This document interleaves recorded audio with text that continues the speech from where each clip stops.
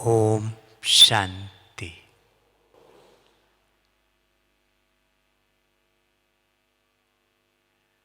आप सभी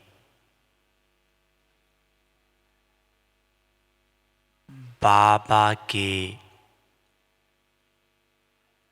आज्ञाकारी दिल तख्त नशीन स्वराज तख्त नशीन बनने वाले विशेष आत्माएं हैं। हम आप सबका लक्ष्य है बाप की हर श्रीमत को प्रैक्टिकल जीवन में लाकर स्वरूप बनकर संगम युग पर बाप का नाम बाला करें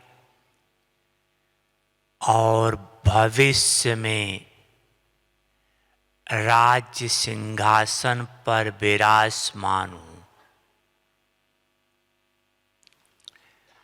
तो बाबा ने पिछले टर्न की मुरली में जो महाराष्ट्र का टर्न था उसमें बाबा ने यही दो बातों पर जोर दिया था। एक तो अमृत बेला पावरफुल करो और दूसरा मनसा सेवा जरूर करो। हर एक ब्राह्मण बच्चे को मनसा सेवा जरूर करना है। उसके लिए बाबा ने कहा था वर्तमान में दुख दर्द अनेक परेशानियां बहुत बढ़ती जा रही है।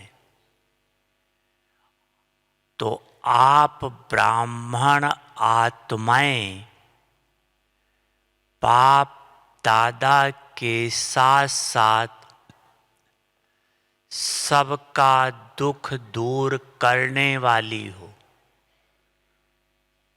तो सबका दुख दूर तो मनसा सेवा से ही कर सकेंगे। पूरे संसार में तो जा नहीं सकेंगे। हर एक के पास ज्ञान सुनाने तो जा नहीं सकेंगे।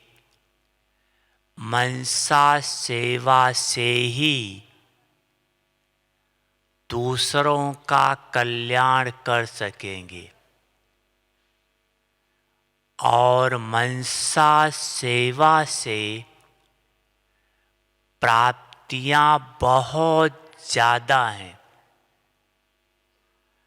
आप देखो अपने से बड़े दादियाँ हैं या मम्मा बाबा है, हम आप जैसे उन्होंने कर्मणा सेवा इतना नहीं किया, लेकिन बने विश्व महाराजन किस आधार से बने?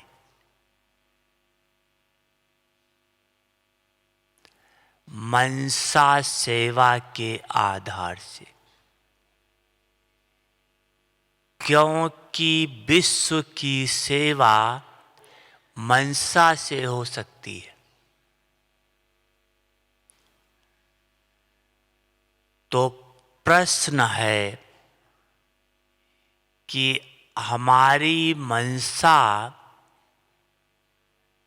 पूरे विश्व तक कैसे सेवा करे। ऐसे हर एक करते होंगे, लेकिन अपने दिल से पूछो कि क्या हमारी मनसा थोड़ी दूर तक भी जाती है। विश्व तो बड़ी दूर की बात है। आप जो संकल्प कर रहे हो या मैं आत्मा जो संकल्प कर रही हूं, क्या आप तक पहुंच रहा है?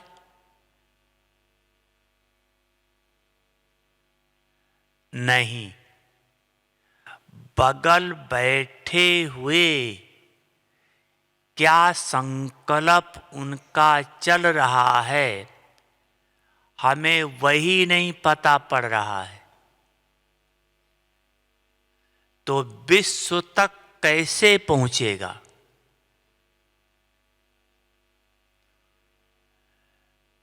तो हमने इसके लिए बाबा से पूछा था, अव्यक्त बाबा से, कि हमारा संकल्प तो सामने तक ही नहीं पहुंचता है और बाबा मुरलियों में कहता है लाखों माइल दूर आप यहाँ बैठे हो, लंदन अमेरिका कहीं भी आप मनसा से सेवा कर सकते हो।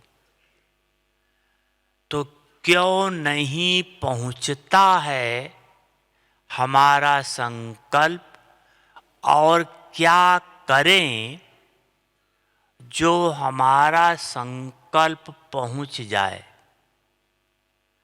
आप जो संकल्प से उनको देना चाहो, चाहे शक्तियों का दान, चाहे आप उनका दुख दूर करना चाहो, चाहे कोई प्रेरणा देना चाहो, चाहे कोई उनका बिगड़ा काम बनाना चाहो, मतलब जो भी मनसा से करना चाहो वो वहाँ प्रैक्टिकल हो जाए। तो बाबा ने बताया था कि आपका संकल्प क्यों नहीं पहुंचता है। बाबा जो संकल्प करता है वो तो पहुंच जाता है, लेकिन हम जो संकल्प करते हैं वो नहीं पहुंचता है। तो बाबा ने कहा था कि बच्चे पूरे विश्व के हर कोने में, चाहे कहीं भी हो, चाहे बाबा के कमरे में ही बैठे हो, वहाँ भी पूरे संसार का वाइब्रेशंस समाया हुआ है।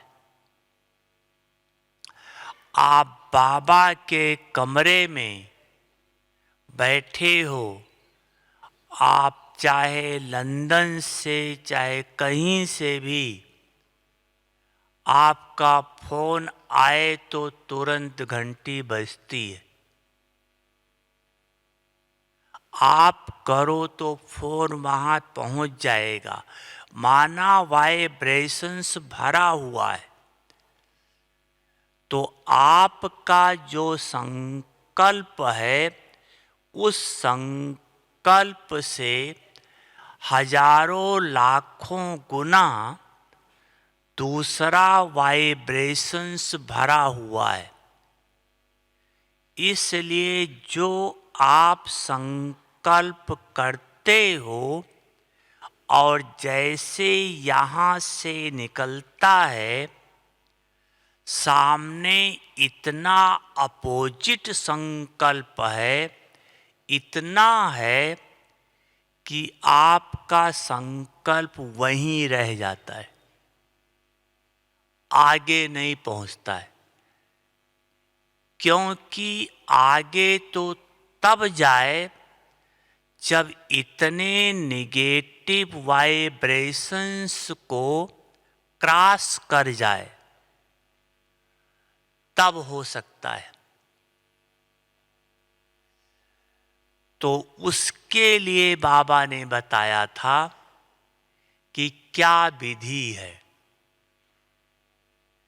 कैसे आप इसको कर सकते हैं। तो बाबा ने कहा था कि जो संकल्प आप किसी तक पहुंचाना चाहते हो, जो भी संकल्प, उस एक संकल्प में बाबा की याद में स्थित होकर कम से कम 2-3-4 मिनट तक उस संकल्प में बाबा की याद की शक्ति भरो। क्योंकि आप आत्मा में शक्ति है नहीं इतनी, तो बाबा की याद से शक्ति भरो। आपका संकल्प इतना पावरफुल बन जाए जो वो इतने नेगेटिव वाइब्रेशंस को क्रॉस कर जाए। तो इसकी विधि यही है कि अभी आप नहीं हो, जो हैं उनको मुबारक हो, बाकी मेजॉरिटी नहीं है।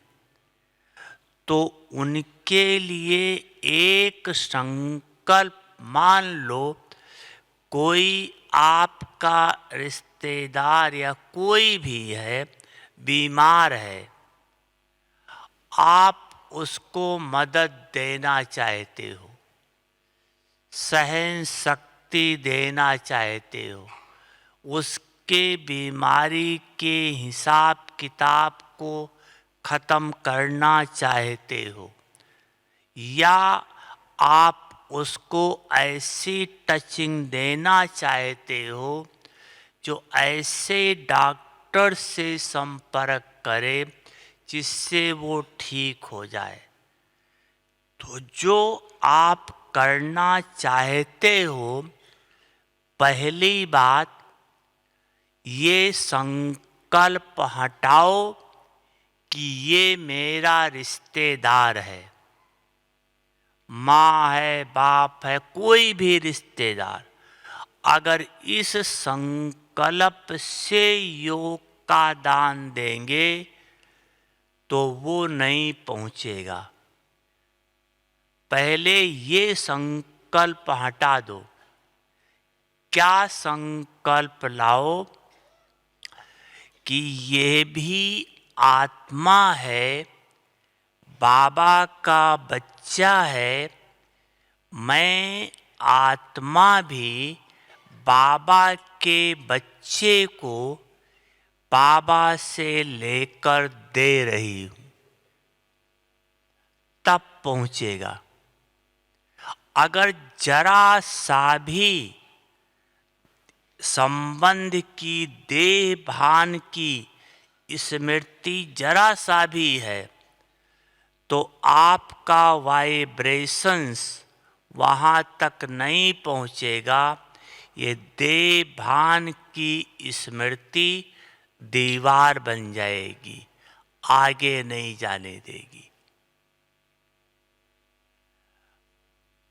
कई ऐसा कंप्लेन करते हैं कि हम इतना समय से उसके लिए शुभ भावना रख रहे हैं, योग का दान दे रहे हैं, वो तो कुछ बदल ही नहीं रहा है, कुछ हो ही नहीं रहा है। इसका कारण यही है, योग का दान देने की विधि गलत है। आप किस विधि से योग का दान देते हो? यही विधि कि जिसको योग का दान देना है उसको इमर्ज करते हो, बाबा से शक्ति लेते हो या जो लेना है लेते हो और उसको देते हो। यही विधि करते हैं ना।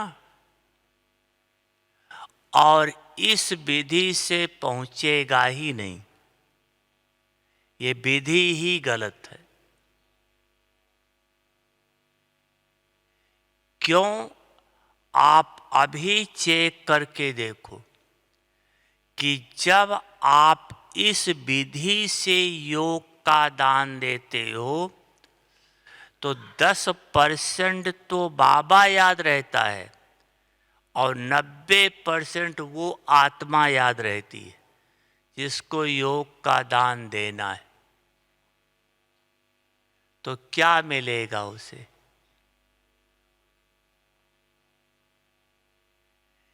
इसलिए पहले उसके नाम रूप को भूलो। क्या विधि अपनाओ? नाम रूप भूलने की।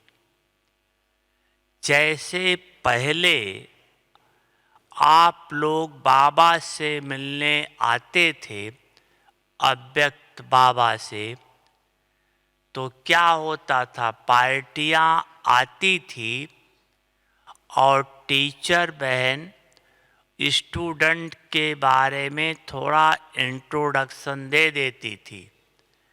बस बाबा जाने, वो स्टूडेंट जाने। सेम यही विधि अपनाओ। क्या? वतन में, सूक्ष्म वतन में आप उस आत्मा को इमर्ज करो जिसको आपको योग का दान देना है, और आप भी आकारी रूप में सूक्ष्म वतन में बैठ जाओ। सामने मीठा बाप दादा है। अब जो आप उस आत्मा को देना चाहते हो वो सारी अपनी बात बाप दादा को बता दो, और बाप दादा को बता करके आप बाबा की याद में स्थित हो जाओ। बाप दादा उसको ऑटोमेटिक देगा। स्वयं नहीं दो, बाबा से दिलाओ। तो बाबा यथाशक्ति नहीं है, हम आत्माएं यथाशक्ति हैं। बाबा सर्वशक्तिवान है। तो उस आत्मा के पार्ट के अनुसार बाबा उसको दे देगा, अवश्य पहुंचेगा। उस आत्मा के पार्ट के अनुसार, क्योंकि बाबा जानता है हर आत्मा के तीनों कालों को। ऐसे नहीं आप इस विधि से योग का दान दो और बोलो सारा संसार बीके बन जाए, नहीं बनेगा।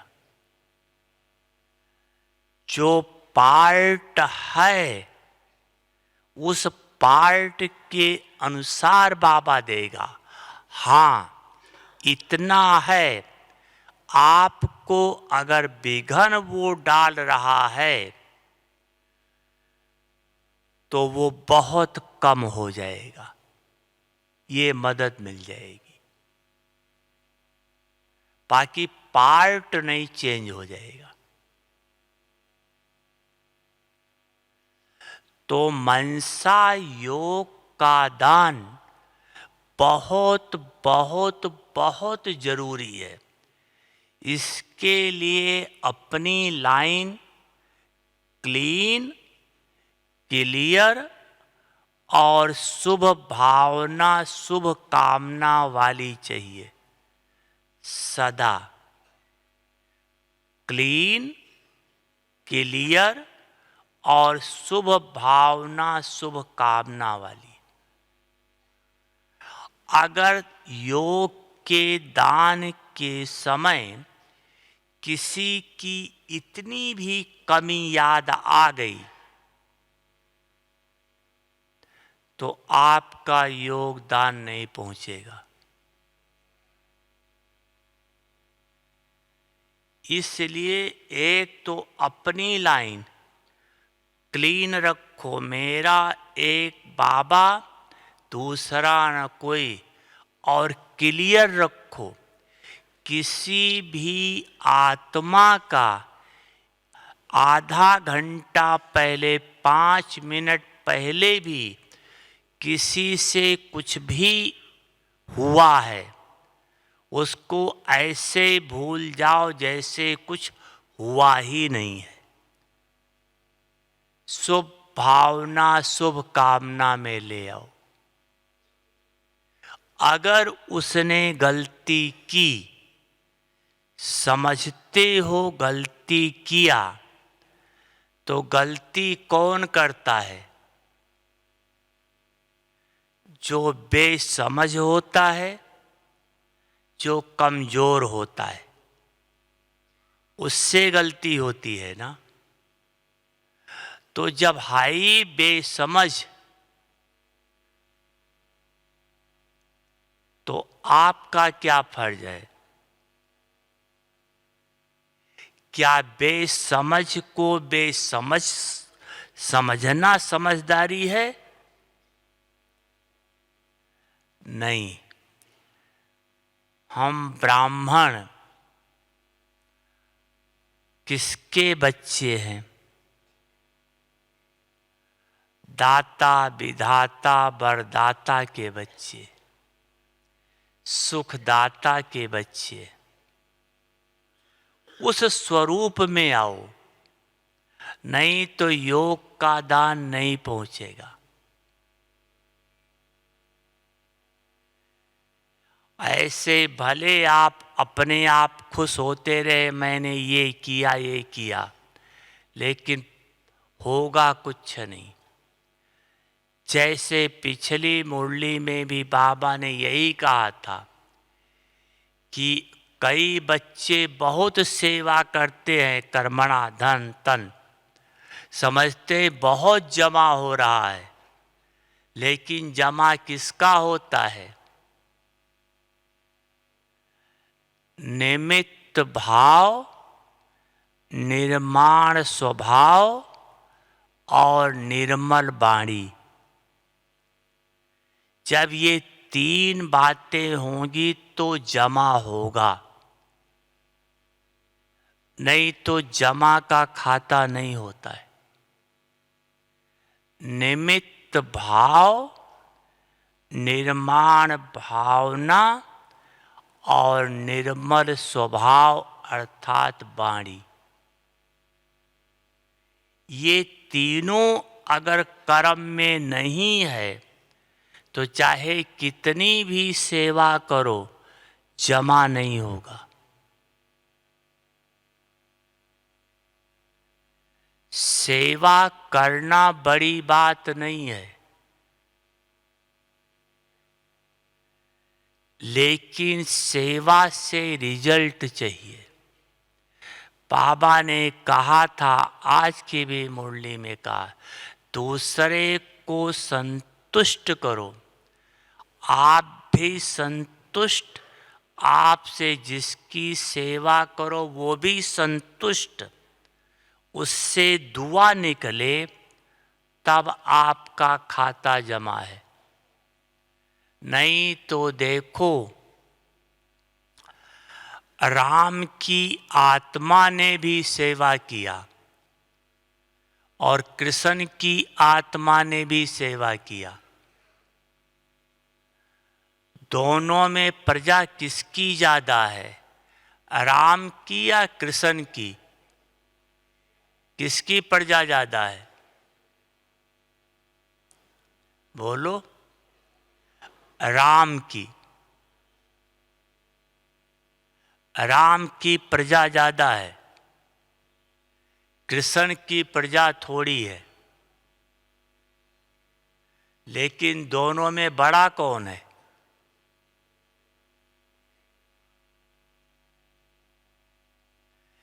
क्योंकि राम की आत्मा ने सेवा बहुत किया, लेकिन जमा बहुत कम हुआ।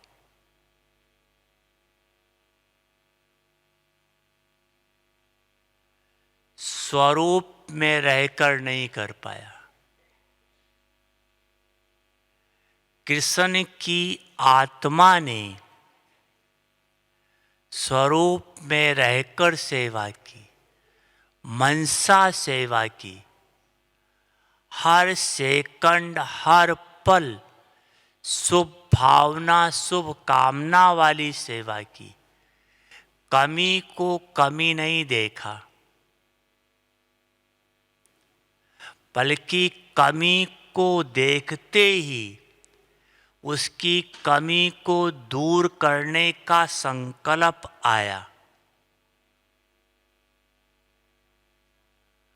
और दूर करने की विधि है मनसा शक्ति का दान देना। कोई भी बाणी से बदलने वाला नहीं है। क्यों? ज्ञान समझ होते हुए भी, मुरली सुनते हुए भी अगर नहीं परिवर्तन हो पा रहा है, माना उसकी आत्मा बहुत कमजोर है। संस्कार पुराने पावरफुल हैं, उसको मानसिक शक्ति की जरूरत है। वो बाणी से नहीं होगा, वो मनसा से होगा।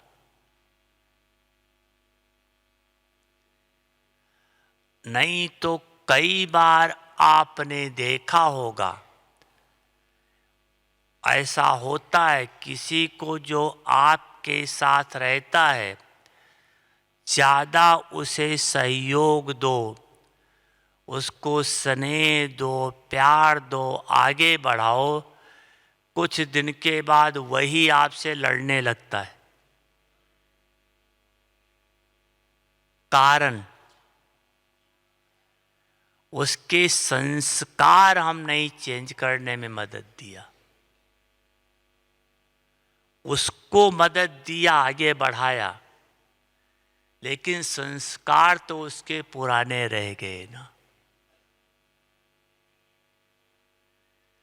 प्रेजेंट में बहुत बड़ी आवश्यकता है मनसा सेवा की।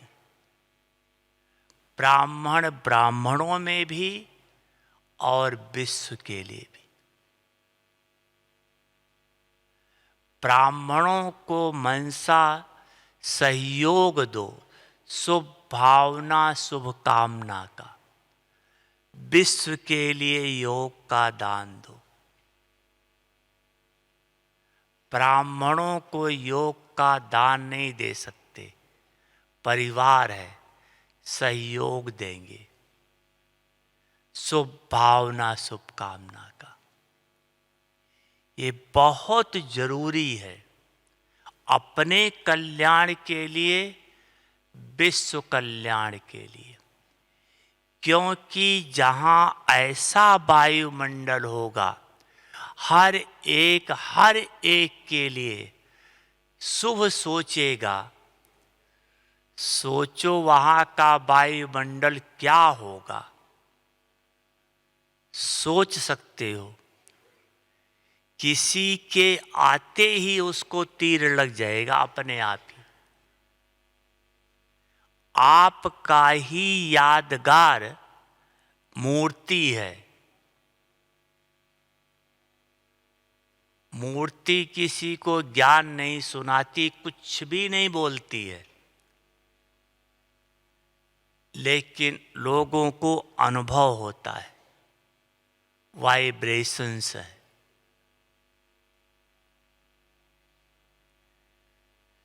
तो एक तो मनसा सेवा पर जोर दो, अपनी बुद्धि की लाइन क्लीन, क्लियर और शुभ भावना, शुभ कामना वाली, इस पर बहुत ध्यान रखो। क्लीन है, एकदम स्वच्छ और क्लियर है, इधर उधर तो कहीं अटकी तो नहीं है, किसी ने गलती किया वो हमें तो नहीं याद आ रहा है, एकदम क्लियर है, डिस्टरबेंस नहीं। तो मनसा सेवा बढ़ती जाएगी और उसका फल मनसा सेवा करने वाले ही विश्व की राजगद्दी पा सकते हैं। क्योंकि विश्व की सेवा की, आपको महाराजा कौन मानेगा, दाता कौन मानेगा, जब अभी संगम युग पर आप आत्मा के द्वारा उनको कुछ न कुछ प्राप्ति की अनुभूति होगी, तभी तो वो आपको अपना दाता मानेंगे। चाहे सुख की, चाहे शांति की, चाहे शक्ति की, कुछ न कुछ अनुभूति होगी तब तो, नहीं तो कैसे मानेंगे आपको अपना। अभी भी देखो सेंटरों पर है, आप जिसको कोर्स कराते हो, क्लास कराते हो, आपके द्वारा उन्हें कुछ अनुभव होता, प्राप्ति होती, तब तो वो आपको दीदी दीदी कह के घूमते हैं। अगर उनसे आपको कुछ प्राप्ति ना हो तो कैसा व्यवहार करेंगे, समझ सकते हो।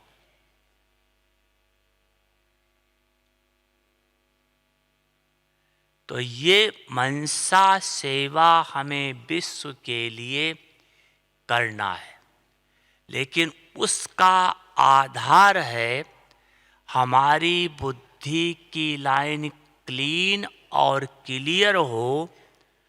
उसका आधार है अमृत बेला पावरफुल हो।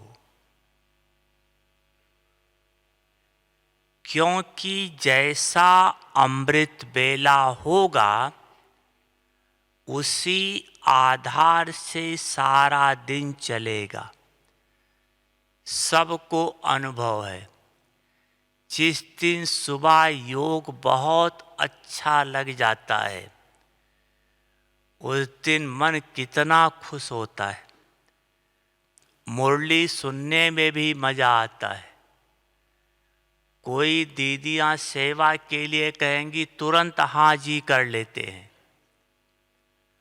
और जिस दिन योग नहीं लगता है ठीक से उस दिन क्या करते हैं, क्लास में आएंगे सोचेंगे कब मुरली पूरी हो जल्दी जाएं, क्योंकि क्लास में बैठना पड़ता है।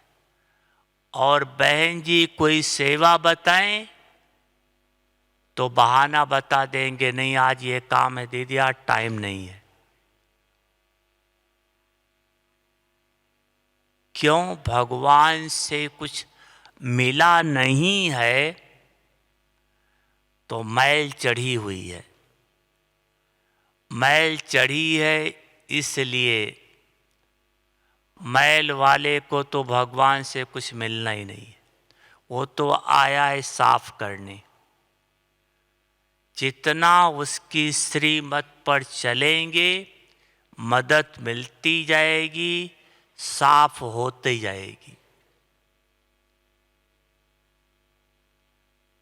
तो अमृत बेला पावरफुल बनाना है। पावरफुल बनाने की दो विधि है।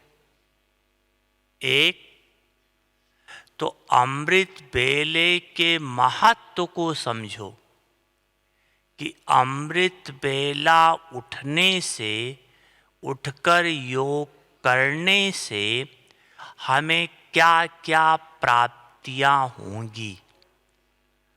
प्राप्ति पुरुषार्थ स्वतः कराती है।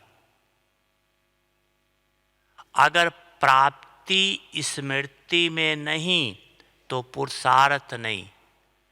उदाहरण के रूप से मान लो आप कोई दुकान पर थे, कोई भी चीज, आप शाम हो गई थी, घर से फोन भी आ गया था कि जल्दी आ जाओ, कुछ काम है, जरूरी काम है।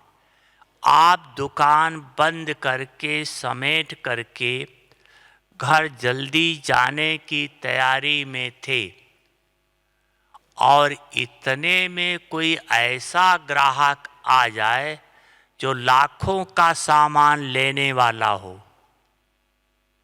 तो बोलो क्या होगा?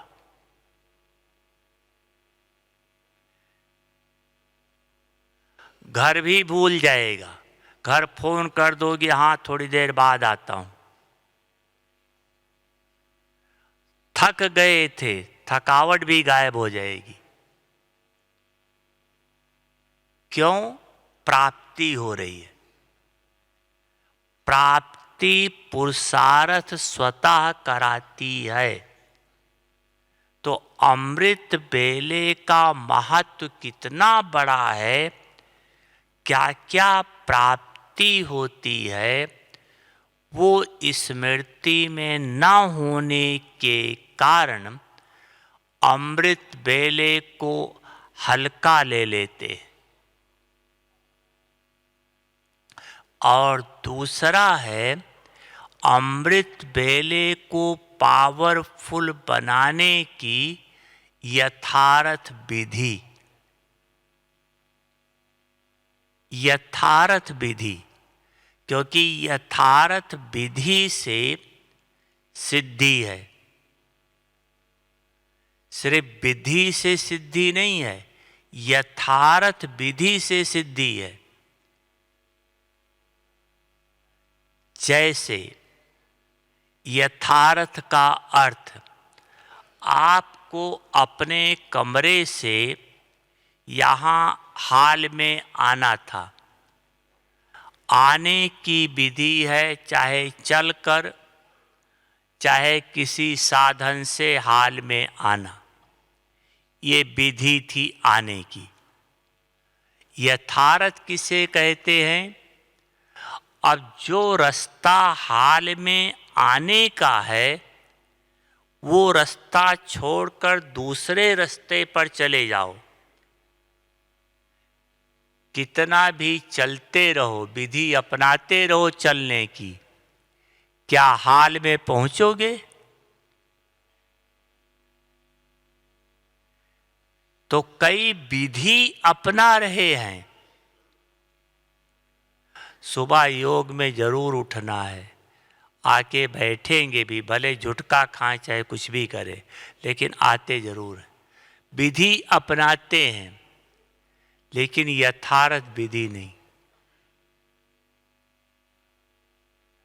विधि अपनाने का भी कुछ फल मिलता जरूर है, क्योंकि भगवान की बताई हुई विधि है, लेकिन यथार्थ विधि को अपनाना है।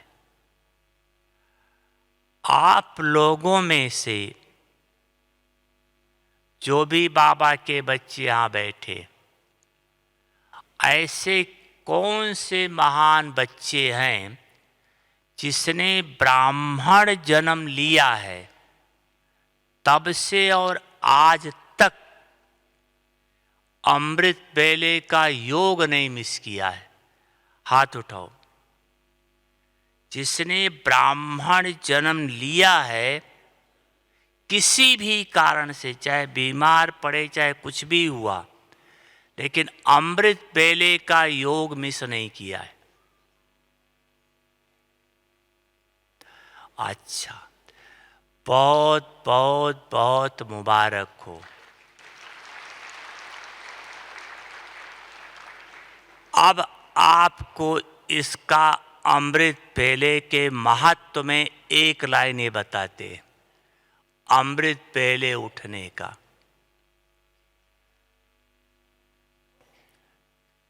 बाबा ने मुरली में बताया था, अव्यक्त मुरली में, कि जो बच्चा, ये थोड़ा ध्यान से सुनना, जो बच्चा यहाँ जितनी देर से उठता है, देर से मतलब 4 से पौने 5 का टाइम फिक्स है योग करने का, 4 बजे उठने का नहीं, 4 से पौने 5 योग करने का। जो बच्चा जितनी देर से उठता है वो सतयुग में उतनी देर से आएगा। जो बच्चा यहाँ जितना घंटा लेट उठता है, 4 के बजाय 4:30 पौने 5 योग करता है, वो उतना जन्म सतयुग में कम होगा। ये बहुत गहरी बात है। ये यहाँ का घंटा सतयुग का जन्म। और जो अमृत बेले 4 बजे उठता नहीं है, 4 बजे से योग नहीं करता है, वो तो बाबा ने कहा था स्वप्न भी नहीं देखे कि हम सतयुग में आ भी सकेंगे। इतना अमृत बेले का महत्व है। बोलो, जो योग मिस कर रहे हैं, क्या वो स्वर्ग में नहीं आना चाहते?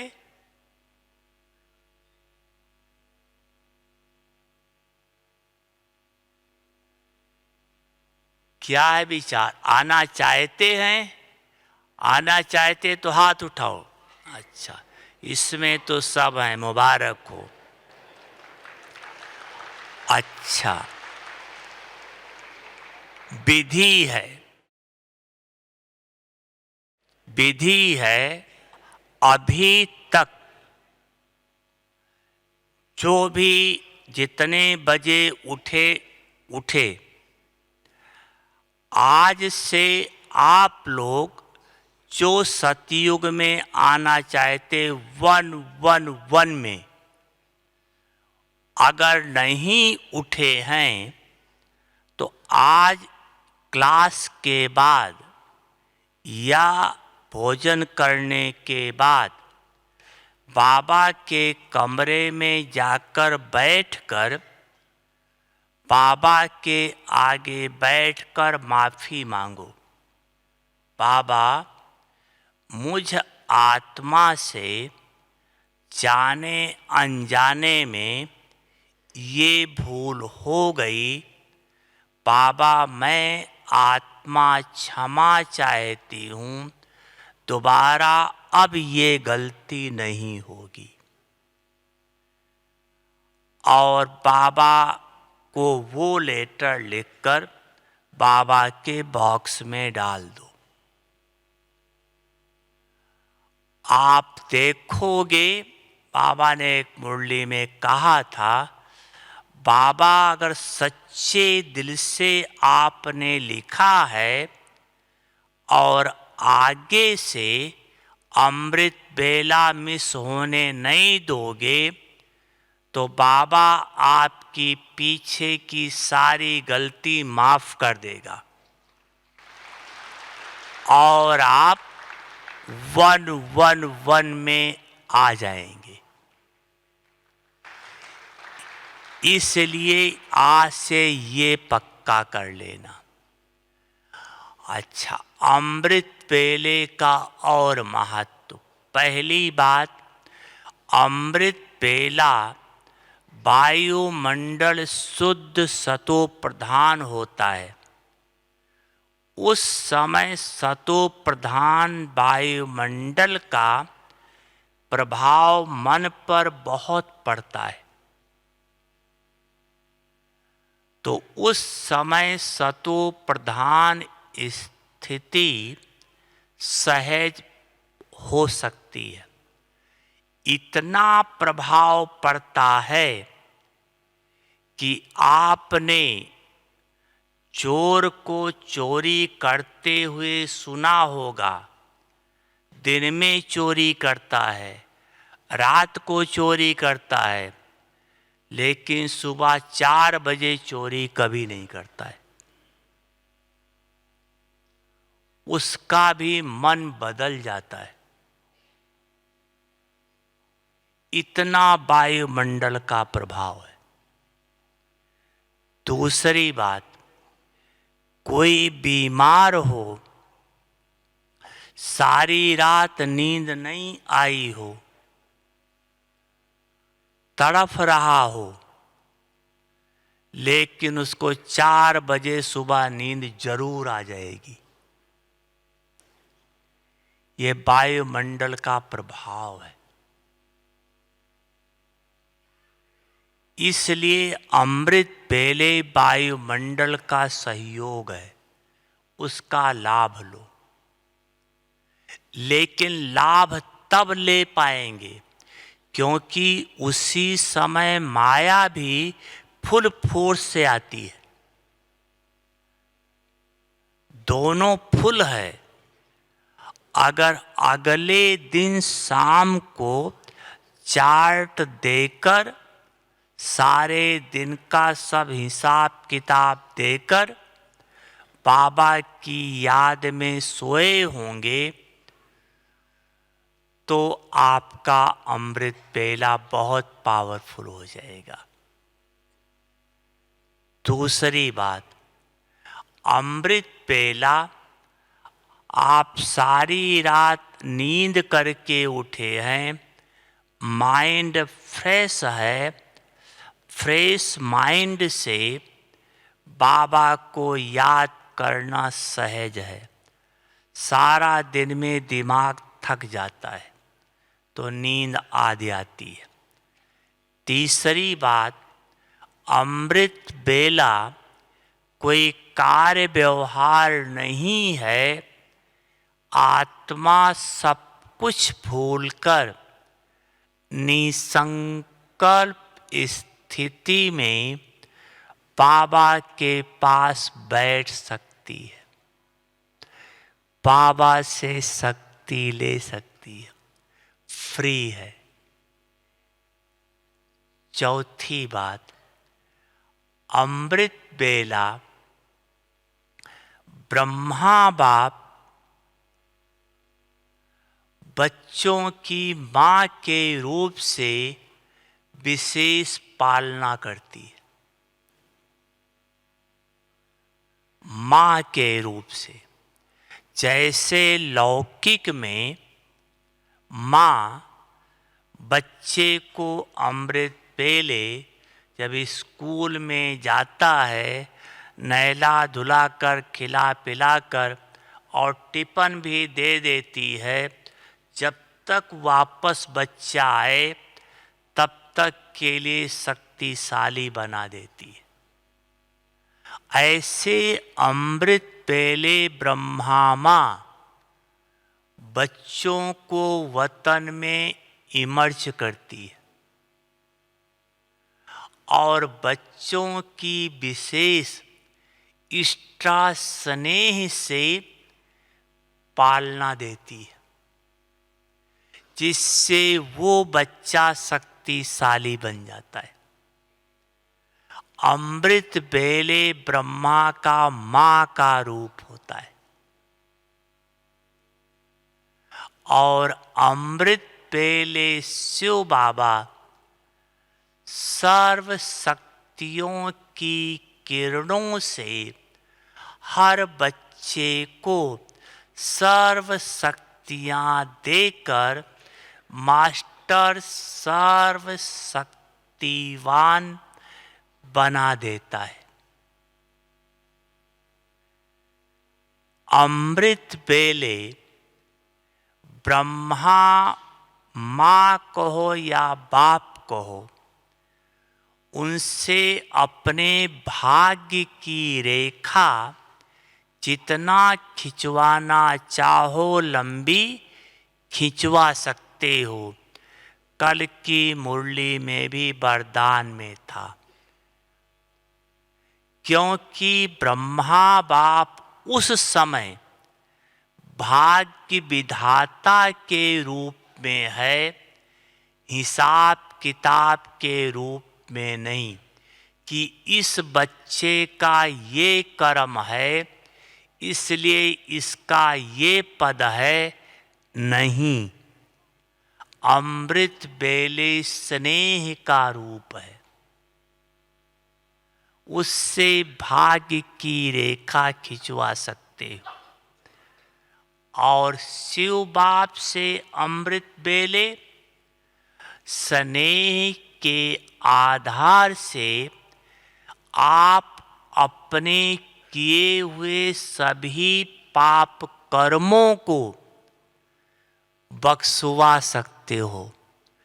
उस समय शिव बाबा भोलेनाथ के रूप में है, धर्मराज के रूप में नहीं। सोचो कितनी बड़ी प्राप्ति है ये। स्नेह के आधार से अपने सभी पापों को क्षमा ले सकते हो, बख्शवा सकते हो। अमृत बेला उठना अर्थात बाप का आशीर्वाद प्राप्त करना। क्यों? आज्ञा की पालना की। बाप का आशीर्वाद बहुत कमाल का काम करता है। भगवान का आशीर्वाद साधारण नहीं है। बाबा तो रोज मुरली में देता है लेकिन मिलता नहीं है। जिसको आशीर्वाद मिल जाए वो तो सदा के लिए विजयी है। देखो, मम्मा थी, दादियाँ इतने थोड़े समय में क्यों कर्मातीत बन गई?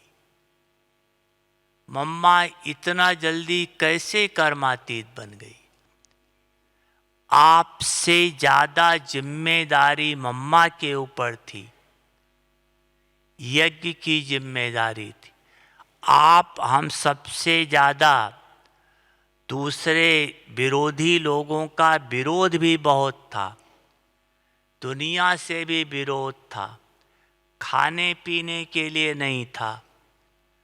मम्मा की तबीयत भी इतनी खराब थी, सब कुछ था, लेकिन फिर भी नंबर 1 चली गई। क्यों? बाप का आशीर्वाद। क्या करता है बाप का आशीर्वाद काम? जब आप पुरुषार्थ करना शुरू करते हो तो आपका पास्ट का संस्कार, पास्ट का हिसाब किताब, पास्ट की हिसाब किताब के कारण बीमारी, सब कुछ सामने आती है और वो हमारे पुरुषार्थ को रोकती है। मम्मा के भी सामने आई, दादियों के भी सामने आई, लेकिन बाप का आशीर्वाद बीमारी को महसूस नहीं करने देता। जैसे अपनी गुलजार दादी थी, बीमार शरीर इतना था, डॉक्टर आता था, पूछता दादी कहाँ दर्द है? कहीं दर्द है ही नहीं। डॉक्टर मूंझ जाता था क्या दवाई दे, क्योंकि सदा कहती थी कहीं दर्द है ही नहीं। ये आशीर्वाद है। बीमारी है लेकिन दर्द नहीं है। सोचो, बीमारी है, खाता खत्म हो रहा है और दर्द नहीं है, तो आत्मा पुरुषार्थ कर लेगी, क्योंकि दर्द ही तो रोक रहा था। ऐसे किसी भी क्षेत्र में बाप का आशीर्वाद बचाने का काम करता है, रक्षा का काम करता है। तो अमृत बेले के महत्व को जानो, प्राप्तियों को सामने लाओ, तो आपको अमृत बेला पावरफुल बनाने का, करने का संकल्प अंदर से स्वतः इमर्ज होगा। और जहाँ हिम्मत है वहाँ बाप की मदद से स्वतः विजयी बन जाएंगे। अच्छा, ओम शांति।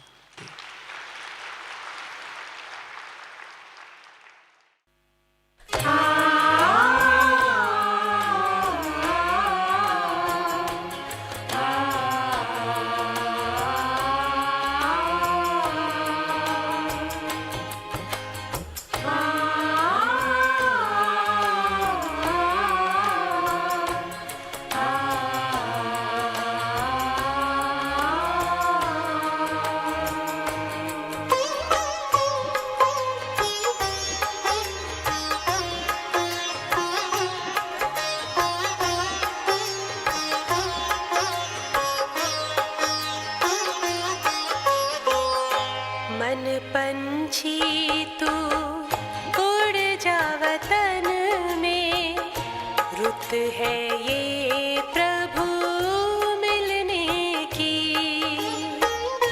मस्त पवन है, महका चमन है, मस्त पवन है, महका चमन है, बेला है मंगल मिलने की। मन पंछी तू उड़ जा वतन में, रुत है ये प्रभु मिलने की।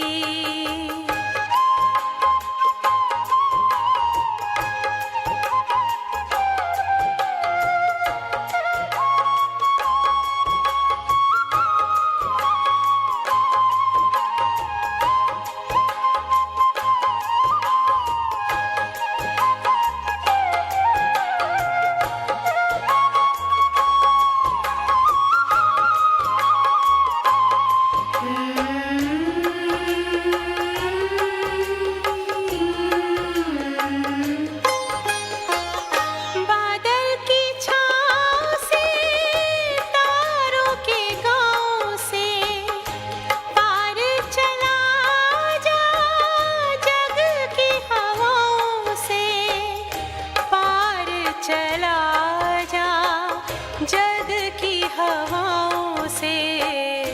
छोड़ के पीछे नील गगन को, ये घड़ी है प्रभु मिलने की।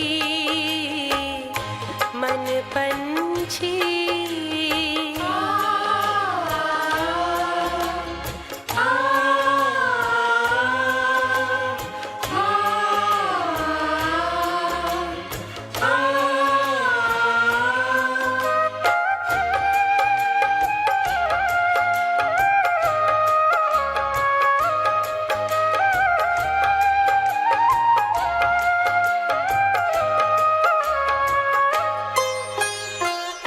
भूल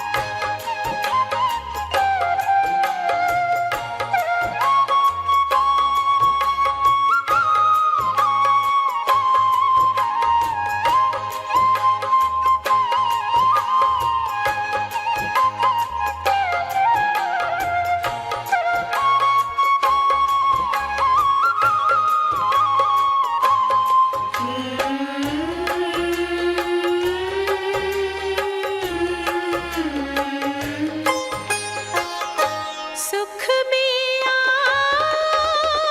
हम खो जाए, परम पिता से आनंद पाए, परम पिता से आनंद पाए। प्रभु मिलन के परम सुखों से कलियां खिलती हैं तन मन की। मन पंछी तू उड़ जा वतन में, रुत है ये प्रभु मिलने की। मस्त पवन है, महका चमन है, मस्त पवन है, महका चमन है। बेला है मंगल मिलने की। मन पंछी तू उड़ जा वतन में, रुत है ये प्रभु मिलने की। मन पंछी